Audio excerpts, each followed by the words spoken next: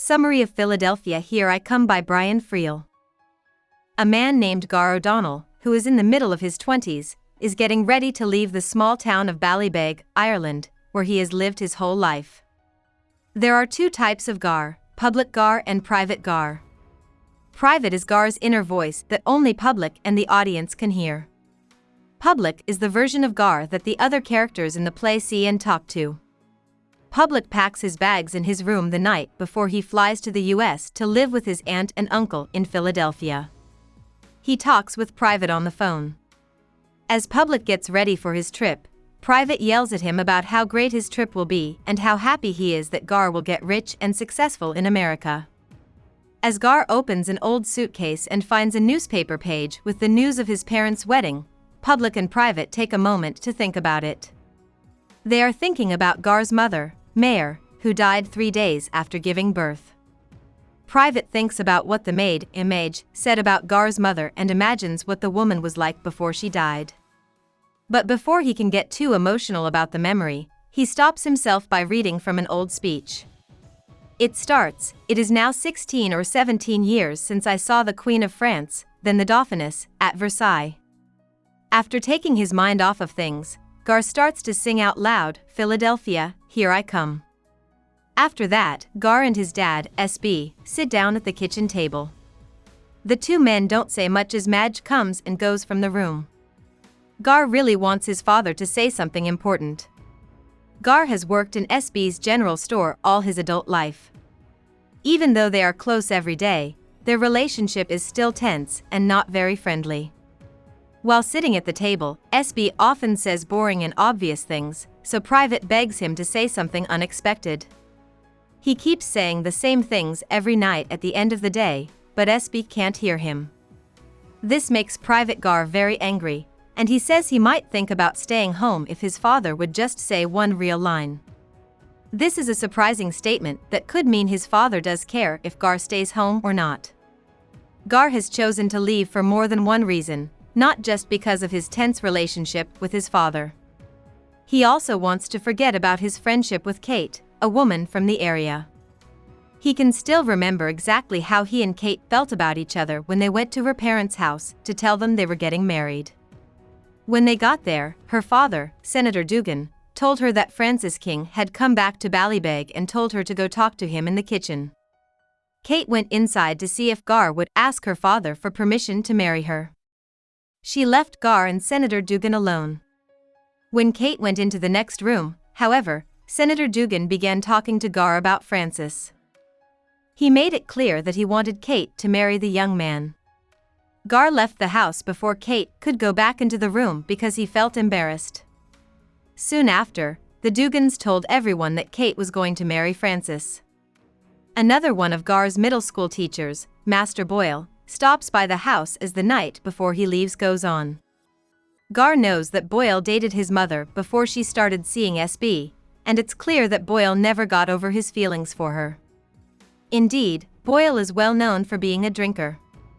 This is partly because he started drinking after his breakup with Mayor. He tells Gar goodbye and tells him to never look back once he leaves Ireland. He should try to be 100% American. After that, he gives Gar a book of his own works, which moves Gar. Private tells Gar to go into his room so that no one can see him cry when he tells him that he'll miss him. Gar starts to cry.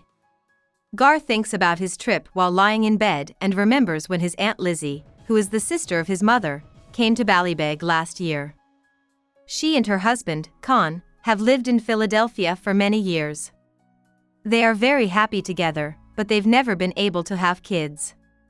When Lizzie came to visit, she made it sound like this was the only thing they were missing in their lives, which is why they wanted to go to Ballybeg to see Gar. It looks like Lizzie is a lot like Gar's mother, even though she is very different and funny. That's why Gar loved spending time with her while she was in Ireland and chose to take her up on her offer to house him if he ever came to the US. He made plans to fly to Philadelphia and work in a nearby hotel because he was excited about the prospect of being so close to someone who was like his mother. Remembering the moment he made this choice, Private criticizes him for doing so on the spur of the moment just because Lizzie and Con came to visit on the day of Kate and Francis King's wedding. This suggests that Gar was easily swayed when Lizzie asked him to live with them. Philadelphia, Here I Come is whistled by Public Gar to drown out Private Gar, who doesn't want to think about such things. Private Gar then quotes, "It is now 16 or 17 years since I saw the Queen of France." Gar gets up and chooses to say goodbye to his friends Ned, Tom, and Joe at the pub. Private tries to convince Public that he doesn't need to go to the US as he gets ready to leave, but Public doesn't listen. He comes back soon after leaving with his friends, who were already on their way to his house when he saw them. As the group's boss, Ned, drinks beer at the table and brags about how badly they'll beat the next soccer team they play. The longer they talk, the more annoyed Gar is that Ned and Tom are not paying attention to him because they are too busy talking about sports and women. Tonight is his last night in town. The other two young guys keep talking around Joe's comments when he tries to bring the subject back to Gar. Joe tells them that Gar will soon be living in Philadelphia. In response, Ned talks about Jimmy, another soccer friend who moved to the United States. Ned starts telling a story about swimming in a group of holes with Tom, Jimmy, and two women, while reminding his friends how small Jimmy was. He says that he and Tom chose to go into the water while Jimmy stayed with the women on the shore. He says that the next thing they knew, Jimmy was running naked and yelling for help while the two women chased him. While everyone else laughs, Private Gar thinks to himself that this story isn't true. To be honest, Gar and Joe were there too that night. The boys all went swimming together, leaving the two women on the shore alone. They played silly wrestling with each other when they got out, and then Ned thought it would be funny to take Jimmy's pants off. Even though Jimmy was pretty small, he was able to defend himself against them. The five boys then left the caves, leaving the women behind. Public Gar doesn't point out the many mistakes in Ned's story, though. Instead, they just say that their soccer team will probably do well next week. Ned and Tom decide to go drinking at the nearby hotel after a while of just hanging out. They want to flirt with two women they saw in town earlier that day. Right before they leave, Ned turns around and gives Gar his belt as a goodbye gift. He tells him in a strange way to use the big buckle to protect himself in America if anyone attacks. Then he and Tom left for the hotel, leaving Joe to sit with Gar and be told to follow them. At first, Joe wants to stay to keep Gar company on his last night, but he soon changes his mind and decides he'd rather be with the other two men, where he thinks they can meet some women and have a good time. Before he goes, he jokes that Madge should give them tea the next time they come over, since she was the one who invited them. While he's saying this, Gar learns that his friends didn't come to see him on their own. Madge asked them to come before Gar left. Soon after the boys leave, Kate comes to say goodbye to Gar. He doesn't expect this, but he manages to let her in and make small talk while Private quietly shares his doubts, fears, and excitements about their conversation. At one point, Kate tells Gar that his father will miss him. This makes him go on a long rant about how happy he is to be leaving Ballybeg because it's just a trap that keeps people from moving forward in life. He is telling Private to stop because he knows that what he is saying is making Kate feel bad. In spite of this, Public Gar keeps talking incoherently until Kate tells him she needs to leave. When he comes back from seeing her to the door, he is upset and stands in the kitchen while Private thinks about his relationship with Kate. Gar is so upset that he hisses at his dad in the next room and begs him to say something, but his voice isn't loud enough for his dad to hear. After some time, Gar remembers one of the few times he and his father were happy and emotionally close. Gar was a kid, and he and Espy were rowing out to fish. Nothing was said, but it was clear that they were both happy, and Espy even started to sing. In the middle of the night, Gar wakes up to find his father sitting at the table. He says this to himself. Because Espy couldn't sleep, Gar gets up the nerve to ask him if he remembers that day in the rowboat. He feels like this is his last chance to connect with his dad. Espy doesn't remember what Gar is talking about at first, but he starts to remember it slowly.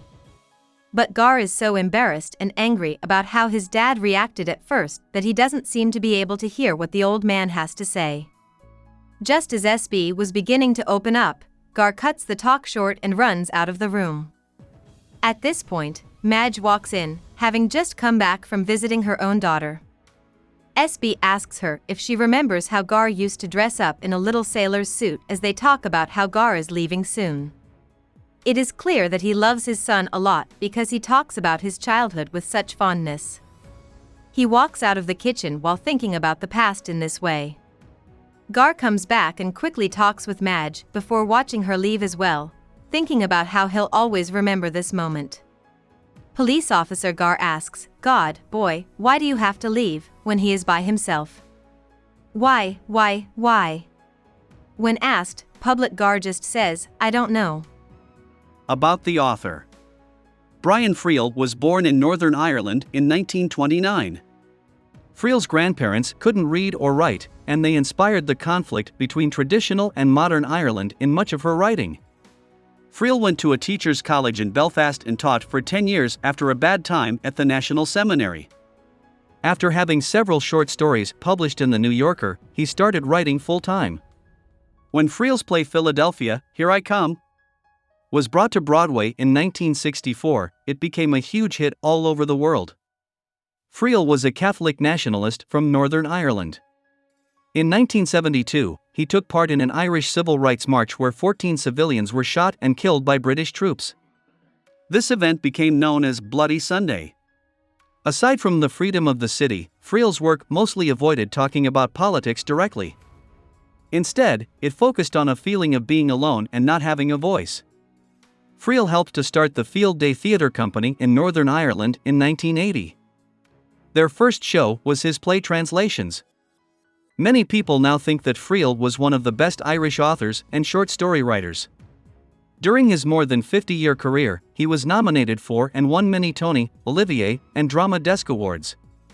Friel was very private, and he didn't let the world see much of his personal life.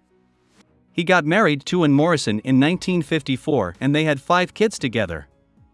He was 86 years old when he died. Hope we summarized it fully and you liked it. Please hit the like button and subscribe to our channel so that we are motivated to create more videos.